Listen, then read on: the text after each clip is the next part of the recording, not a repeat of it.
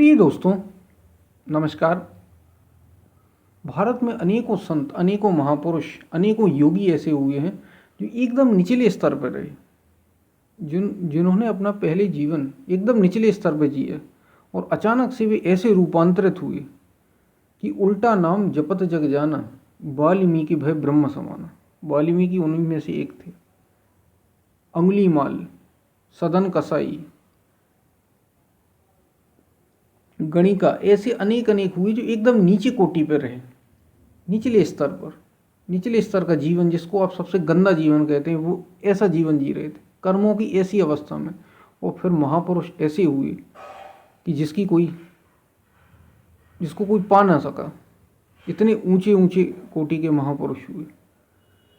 प्रिय दोस्तों, ऐसे ही एक योगी, एक संत वाल्मीकि थे, जो शायद आपको निश्चित रूप से पता ही होगा। वे एक दुर्दांत दस्यु डाकू थे, बर्बर डाकुओं का इलाका, जिसके सरदार वाल्मीकि थे। एक बार की बात है, वे घात लगाए बैठे हुए थे कि कुछ डाकू यहाँ पे आएंगे।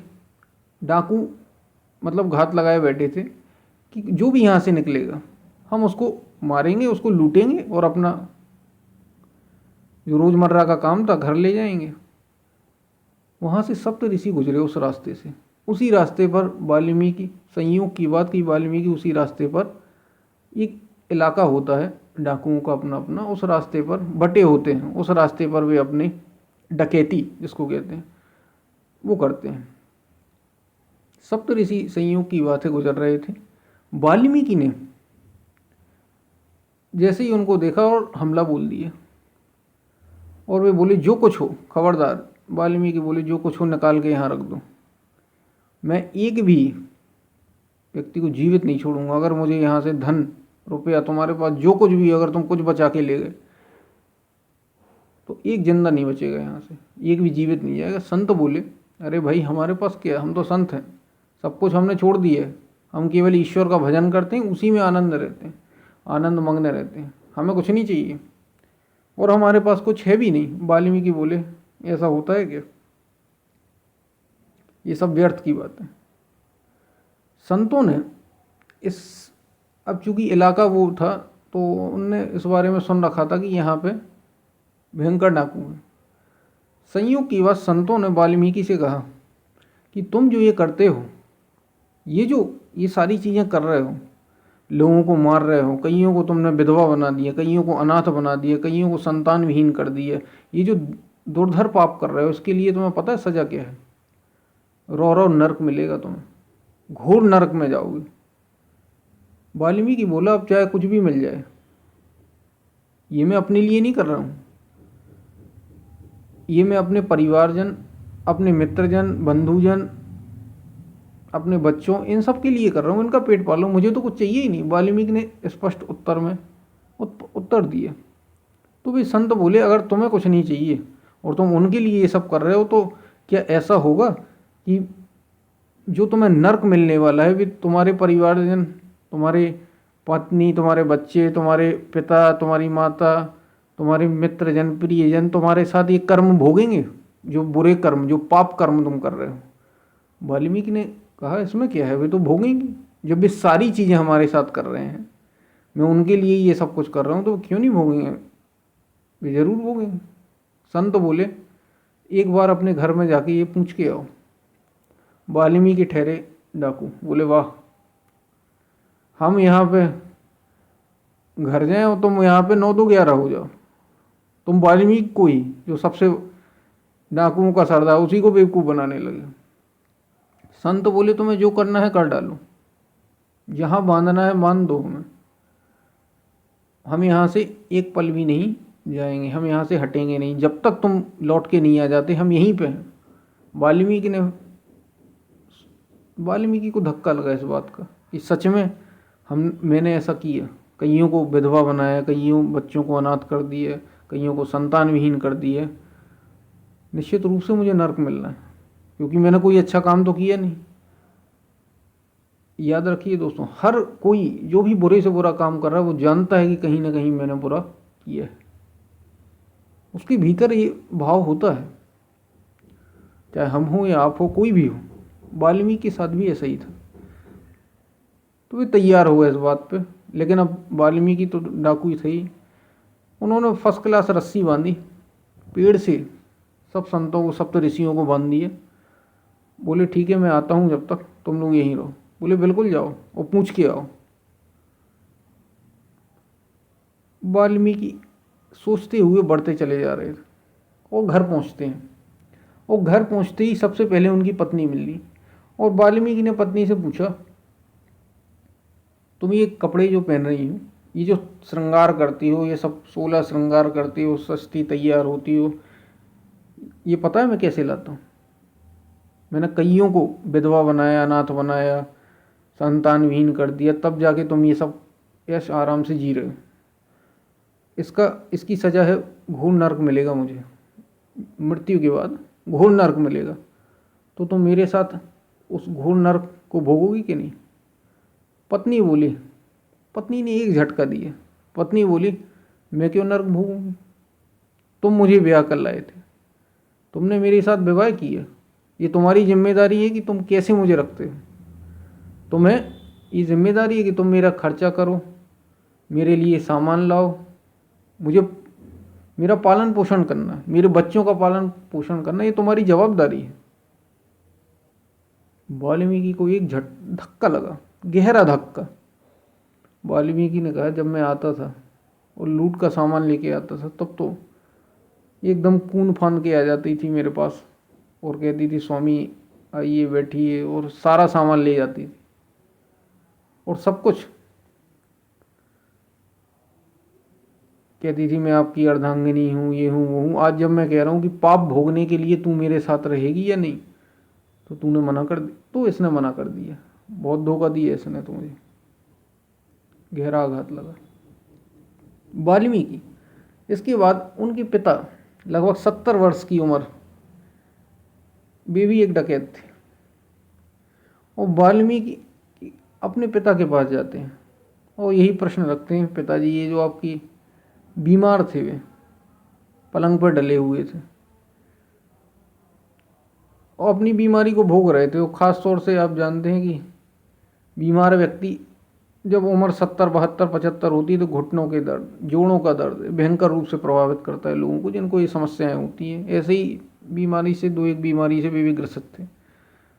वाल्मीकि ने प्रश्न किया, पिताजी ये जो दवाइयाँ आपकी आती हैं, आप जो आराम से इन दवाइयों का उपभोग कर रहे हैं, रह रहे हैं, पंखे की हवा ले रहे हैं, ये सारी चीज़ें आपके साथ जो हो रही हैं, आपको भोजन मिल रहा है समय पे, इस सब के लिए मैंने डकैती की है, कईयों को विधवा बनाया है,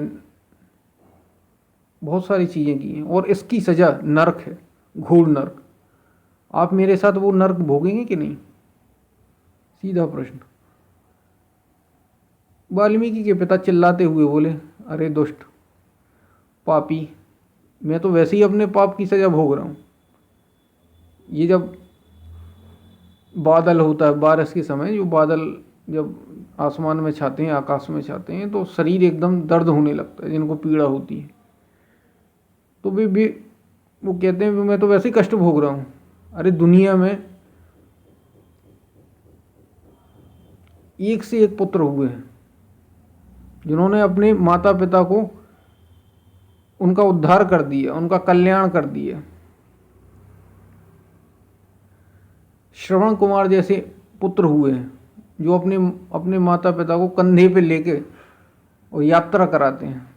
वो एक तू है मेरा पुत्र जो मुझसे कह रहा है कि आप मेरे साथ नरक भोगेंगे कि नहीं भोगेंगे। वाल्मीकि को एक और गहरा धक्का लगा कि ये पिताजी जो जिनके लिए मैं सब कुछ कर रहा था, ये भी मुझसे ऐसा कह रहे हैं कि नरक भोगने को कोई तैयार ही नहीं। और जब कोई ऐसा दुखी व्यक्ति जिसको ऐसा झटका लगा, जो सबके लिए समर्पित था, अपने बंधु बांधवों के लिए, अब उसने किसी से कोई प्रश्न नहीं किया। जब उसकी इतने गहरे, जिसको वो अपना सब कुछ मानता था, तो फिर मित्र प्रियजनों और सगे संबंधियों की बात ही की, कोई प्रश्न नहीं किया, लौट पड़ा। एक एक कदम वाल्मीकि का वैराग्य का पथ बन गया। एक एक वर्ष की तरह, एक एक वर्ष की साधना की तरह एक एक कदम पड़ने लगा। वाल्मीकि का। भीतर तीव्र वैराग्य पैदा हुआ और यथार्थ वैराग्य पैदा हुआ वाल्मीकि के, और चलते हुए, सिर झुकाकर चलते हुए और संतों के बारे में सोचते हुए कि वे सत्य कह रहे थे, संतों के पास जा पहुंचा। संतों ने देखते ही प्रश्न पूछा, वे तो समझ ही गए थे मनोदशा। उन्होंने देखते ही पूछा, क्यों, तुम्हारे जिनको तुम अपना मानते थे, जिनके लिए तुम ये सब कर रहे थे, कि अभी तुम्हारे लिए नरक भोगने को तैयार है?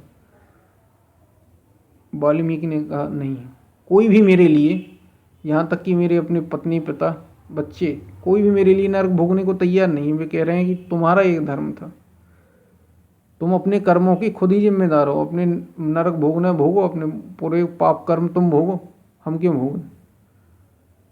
तो संतों ने कहा, अब तुम्हारा क्या विचार है? वाल्मीकि बोले, अब कुछ विचार नहीं, मैं इससे मुक्त, क्या इसका कोई उपाय है कि मैं इससे निकल सकता हूँ? संतों बोले, क्यों नहीं है?